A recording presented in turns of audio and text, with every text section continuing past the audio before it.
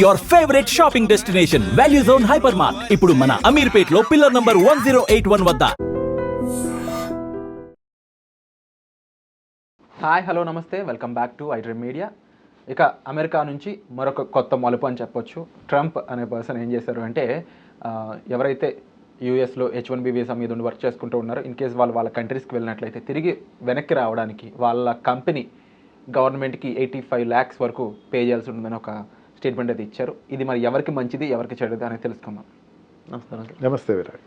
So ఈ rule ఏదైతే pass చేశారో ట్రంప్ అనేది, ఇది చాలా వరకు అందరూ షాక్ అయ్యారు. ఈ న్యూస్ అయితే ఇది ఒక బ్యాడ్ న్యూస్ అన్నట్టే చూశారు, బట్ ఇందులో చాలా గుడ్ న్యూస్ ఉంది స్టూడెంట్స్కి అని మీరు చెప్తా ఉన్నారు. అది ఏ రకంగా, దానికి కాస్త వివరణ ఇస్తారా? ఇప్పుడు ఆల్రెడీ వెళ్ళిన స్టూడెంట్స్ కానీ, LA స్టూడెంట్స్ కానీ, స్టెమ్ ప్రోగ్రామ్ కానీ, OPT ప్రోగ్రామ్స్లో కానీ, లేకపోతే CPT ప్రోగ్రామ్స్ కానీ, వాళ్ళు ఒక సాఫ్ట్వేర్ సెక్టర్లో పనిచేస్తారు. ఇప్పుడు ఏమవుతుందంటే, ఈ సాఫ్ట్వేర్ సెక్టర్లో వాళ్ళు కాంపిటేటర్ ఎవరంటే H1B వీసా తెచ్చుకున్న వాళ్ళు కాంపిటేటర్ అవుతారు. ఇప్పుడు తీసుకున్న నిర్ణయం అక్కడ ఉండేటువంటి అమెరికాలో ఆల్రెడీ ఎగ్జిస్టింగ్ ఉన్న వాళ్ళ మీద తీసుకోవాలి, బయట నుంచి వచ్చే వాళ్ళకి అని చెప్పేసి అన్నాడు. అది క్లారిటీ అయితే ఇప్పటివరకు లేదు. యాజ్ ఆఫ్ నౌ చెప్పాలనుకుంటే కనుక, వీళ్ళు ఆల్రెడీ అక్కడ ఉండి H1B వీసా ట్రై చేసేవాళ్ళు, లేకపోతే స్టెమ్ ప్రోగ్రాంలో ఉండేవాళ్ళు, తర్వాత H1B వీసా వచ్చిన వాళ్ళు, బయట నుంచి వచ్చేవాళ్ళు తగ్గిపోయారంటే ఆటోమేటిక్గా కంపెనీస్ ఎవరో ఇంకా చూస్తాయి ఎగ్జిస్టింగ్ స్కిల్డ్ వర్కర్స్ మీద, ఎగ్జిస్టింగ్ స్కిల్ సాఫ్ట్వేర్ ఎంప్లాయీస్ మీద చూస్తాయి. వాళ్ళు ఆల్రెడీ అక్కడ ఉన్నారు. ఇప్పటివరకు మనం ఏమనుకున్నాం, OPT తర్వాత మనకి ఎంప్లాయ్మెంట్ లేదు, తర్వాత OPT కూడా ఆర్డ్గా దొరుకుతున్నాయి, వాళ్ళకి ఇది ఒక మంచి ఓపెనింగ్ అని చెప్పచ్చు. ఇప్పుడు ఆటోమేటిక్గా ఏ కంపెనీ అయినా సరే, ఇప్పుడు సాఫ్ట్వేర్ పెద్ద పెద్ద కంపెనీస్ థౌజండ్స్ ఆఫ్ ఎంప్లాయీస్, 4,000, 5,000, 7,000 ఎంప్లాయీస్ని అబ్రాడ్ నుంచి తెచ్చుకుంటున్నాయి. ఇప్పుడైతే అబ్రాడ్ డోర్ ఎక్స్పెన్సివ్ అయిందో, వాళ్ళు ఏం చేస్తారంటే ఒకటి పదిని ఇద్దరు ముగ్గురిని వీళ్ళు ఎక్కడి నుంచి తీసుకుంటారు, లోకల్లో తీసుకుంటానికి ట్రై చేస్తారు. లోకల్లో ఉన్న వాళ్ళు ఎక్కువ మంది ఎవరున్నారు, స్టూడెంట్స్ ఉన్నారు. ఇక్కడ స్టూడెంట్స్ అప్పుడే OPT కంప్లీట్ చేసిన వాళ్ళు, లేకపోతే అప్పుడే జాబ్ కంప్లీట్ చేసిన వాళ్ళు, లేకపోతే ఇంకా జాబ్ సర్చ్లో ఉన్న వాళ్ళు ఉంటారు. వాళ్ళందరికీ కూడా ఓపెనింగ్స్ ఉంటాయి. ఇప్పుడు US వెళ్ళి అక్కడ ఉండి వాళ్ళు తర్వాత OPT దొరుకుతుందా లేదా అనుకుంటే, ఆటోమేటిక్గా ప్రాజెక్ట్ వర్క్స్ ఇప్పుడు దొరుకుతాయి. ప్రాజెక్ట్ వర్క్ ఇప్పుడు లగ్జరీ కాకపోవచ్చు, అందుకని స్మాల్ వాళ్ళ ట్రైనింగ్ ప్రోగ్రామ్స్ కానీ, లేకపోతే ఉండేటువంటి స్మాల్ ఎంప్లాయ్మెంట్స్ అయితే వాళ్ళకి ఖచ్చితంగా దొరుకుతాయని చెప్పచ్చు. అందుకని ఏ రకంగా చూసుకున్నా సరే, స్టూడెంట్స్కి, అక్కడ ఉండేటువంటి స్టూడెంట్స్కి అయితే ఈ H1B వీసా అన్నది వాళ్ళకి ఎంత అమౌంట్ తోటి ఆ కంపెనీ వెళ్తుంది కాబట్టి, ఒక $1 lakh తోటి ఒక ఇండియన్ తెచ్చుకునే కన్నా ఆల్రెడీ ఉండేటువంటి యూనివర్సిటీ నుంచి ఒకటి పికప్ చేసుకోవచ్చు, క్యాంపస్ సెలక్షన్. ఫండమెంటల్గా చూస్తే అక్కడ ఎవరైతే రిమైనింగ్ మిగిలిపోతున్న స్టూడెంట్స్ ఉన్నారో వాళ్ళందరికీ ఇది ఒక మంచి న్యూస్ అవుతుంది. అండ్ అక్కడ ఉండేటువంటి H1Bలో ఉండేవాళ్ళు ఇంకో కంపెనీకి H1B షిఫ్ట్ అవుతారు. ఓకే, అవునవును.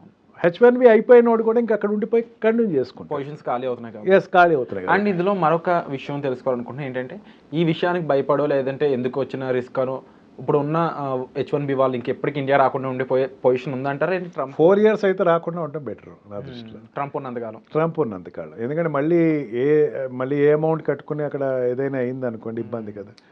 ఆల్సో L1 వీసా వాళ్ళు ఉంటారు చాలామంది. L1 వీసా అంటే ఆల్రెడీ ఇక్కడ ఎంప్లాయ్మెంట్ ఉండి అక్కడ ఎంప్లాయ్మెంట్కి వెళ్ళేవాళ్ళు. L1 వీసా వాళ్ళు కూడా H1Bకి ట్రై చేస్తారు, బట్ వాడు ఉండేది ఇండియా నుంచే కాబట్టి వాడు అక్కడి నుంచి అక్కడ H1Bలో పికప్ అవుతాడు. L1, F1 ఆల్రెడీ H1B ఉన్న వాళ్ళకి ఇది ఒక మంచి అవకాశం కింద చెప్పచ్చు. వండర్ఫుల్. అంటే జనరల్గా ఇలాంటి కొత్త కోణం అనేది అందరూ ఈజీగా అర్థం చేసుకోలేరు, బట్ మీకు యూఎస్కి సంబంధించిన ఎటువంటి ఒక డెవలప్మెంట్ ఐడియా అయిన ఉండొచ్చు, ముఖ్యంగా వీసాకి సంబంధించి. అంటే వీసా L1కి సంబంధించి నెక్స్ట్ ప్రాసెసింగ్ అయి ఉండొచ్చు, H1Bకి సంబంధించి నెక్స్ట్ ప్రాసెసింగ్ అయి ఉండొచ్చు. దీనికి సంబంధించి ఒక ప్రాపర్ ఇన్ఫర్మేషన్ కావాలన్నట్లయితే మీకు కేర్ ఆఫ్ అడ్రస్ అని చెప్పవచ్చు, అడ్వకేట్ పృథ్వీ గారు. సో అలాగే ఇక నెక్స్ట్ ఎపిసోడ్స్లో ఆస్ట్రేలియా గురించి చాలా విషయాలు చెప్పబోతున్నారు. అక్కడ పాసిబిలిటీస్ ఎలా ఉన్నాయి, ఎంప్లాయ్మెంట్ ఏ విధంగా ఉంటుంది, ఎడ్యుకేషన్ ఏ విధంగా ఉంటుంది, లండన్కి సంబంధించి, యూకేకి సంబంధించిన విషయాలు. సో వీటి గురించి మీరు తెలుసుకోవాలనుకున్నట్లయితే స్పెసిఫిక్ ఆడియన్స్ ఏ కంట్రీ నుంచి అయితే ఈ వీడియో చూస్తున్నారో ఆ కంట్రీ నుంచి చూస్తున్నట్టుగా కామెంట్ అయితే మెన్షన్ చేయండి. సో దాన్ని బట్టి నెంబర్ ఆఫ్ ఎపిసోడ్స్ అని మీ ముందుకు వస్తూ ఉంటాయి. అంతేకాకుండా ఇక యూఎస్కి సంబంధించిన ఈ లేటెస్ట్ అప్డేట్ ఏ విధంగా ఉండబోతుంది, ఇన్ ఫ్యూచర్ కోర్ట్స్ ఏ విధంగా దీనికి రియాక్ట్ అవ్వబోతున్నాయి, అండ్ ట్రంప్ అసలు దీన్ని తను ఎంతకాలం ఉంటాడో లేదా విరమించుకుంటాడా, ఇలా చాలా చాలా డెసిషన్స్ ఉన్నాయి. బట్ కంపెనీస్ ఏ విధంగా రియాక్ట్ అయ్యే ఛాన్స్ ఉందంటారు? కంపెనీస్ దీన్ని ఏ విధంగా చూస్తున్నాయి? కంపెనీస్ ఖచ్చితంగా ఒక they are not satisfied with this decision. ఈ డిసిషన్ అయితే ఏ కంపెనీ కూడా సాటిస్ఫై అవ్వట్లే. అండ్ వాళ్ళకి ఎంప్లాయ్మెంట్ కావాలి, స్కిల్డ్ వర్కర్స్ కావాలి, స్కిల్డ్ అండ్ టెక్నికల్ ఎంప్లాయీస్ కావాలి. ఈ సెక్టర్స్లో ఉండేవాళ్ళు ఆల్రెడీ అక్కడ ఉండేవాళ్ళు తక్కువ మంది కాబట్టి అబ్రాడ్ నుంచి తెచ్చుకోవాలా. ఇంకా అబ్రాడ్ నుంచి తెచ్చుకోవాలంటే నా దృష్టిలో చెప్పాలంటే విరాట్, మనకి ఇక్కడ సిలికాన్ వ్యాలీ లాగా మనకి ఇక్కడ ఏదైతే హైటెక్ సిటీ డెవలప్ అయిందో ఇప్పుడు మరొక అక్కడ ఉండే కంపెనీస్ బ్రాంచెస్ ఇక్కడ పెట్టే ఆస్కారం కూడా ఉంటాయి. ఓకే, ఇంకా అక్కడికి రప్పించుకునే ఎంప్లాయ్మెంట్ కన్నా ఇక్కడ ఒక బ్రాంచ్ పెట్టుకుంటే ఇక్కడే వర్క్ చేసుకోవచ్చు. మేజర్ వర్క్ చాలా వరకు షఫల్ అయ్యి ఇండియాకు ఇదే కనుక కంటిన్యూ అయితే కనుక ఇండియాకు వచ్చి కంపెనీస్ అనేది ఇక్కడ ఒక హబ్స్ పెట్టుకోవచ్చు, బ్రాంచెస్ పెట్టుకోవచ్చు, మెయిన్ ఆఫీసెస్ ఇక్కడ పెట్టుకునే అవకాశం చాలా ఎక్కువ ఉంది. ఏదైనా ఇప్పుడు ఇదివరకు ఒక గ్లోబల్ కాదు, అది ఇప్పుడు గ్లోబల్ అయిపోయింది. ఎక్కడి నుంచి అయినా సరే ఆపరేట్ చేసుకోవచ్చు. నేను అనుకున్నాను ఏంటంటే ఇక్కడికి ఇండియాకు వచ్చేటువంటి ఈ ఇండస్ట్రీస్ పెరుగుతాయేమో అని నా ఉద్దేశం. ఖచ్చితంగా చాలా విపరీతమైన చేష్టలు అంటారు కదా, ఆ టైప్లోనే ఉన్నాయి ట్రంప్ డెసిషన్స్ అయితే.